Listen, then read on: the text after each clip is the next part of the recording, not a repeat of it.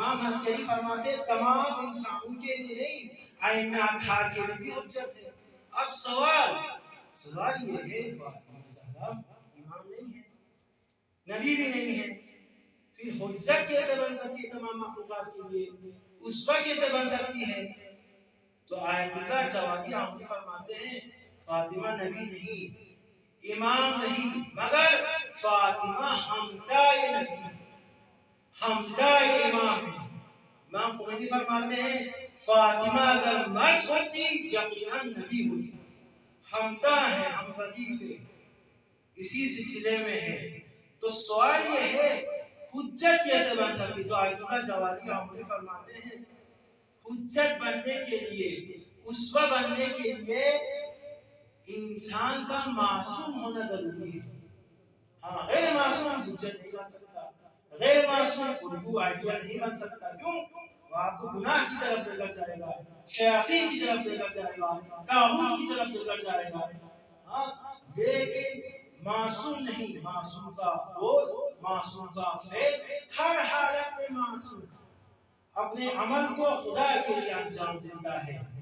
اسی لیے زیارت آل یاسین ہم امام زمان کی خدمت میں سلام پیش کرتے کیا کہتے ہیں؟ السلام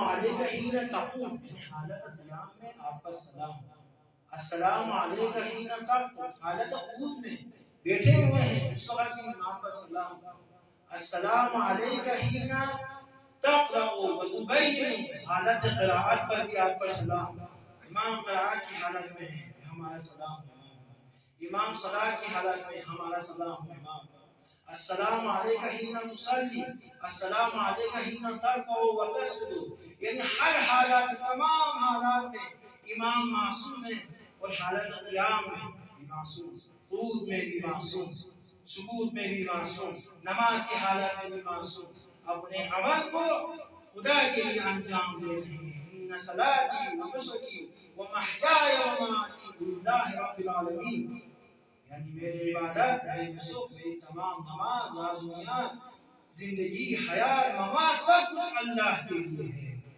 تو اسی لیے معصوم حجت بن سکتا ہے۔ تو حضرت فاطمہ زہرا سلام اللہ علیہا معصومہ ہے، معصومہ، گناہ سے پاک۔ انما یرید اللہ یذهب عنکم الرجس اہل البیت ویطہرکم تطہیرا۔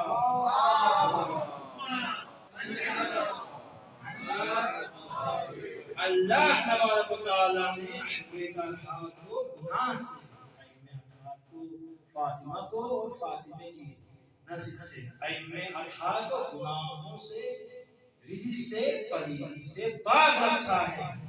یہ فاطمہ کی عظمت ہے، فاطمہ کی یہ تفصیل ہے۔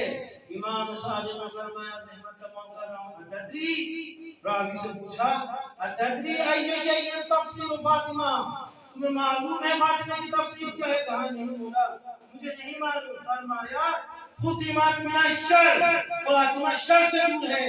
دوسری روایت میں نفقت فاطمہ فطمت لأنها فطمت هي وشيعتها من النار۔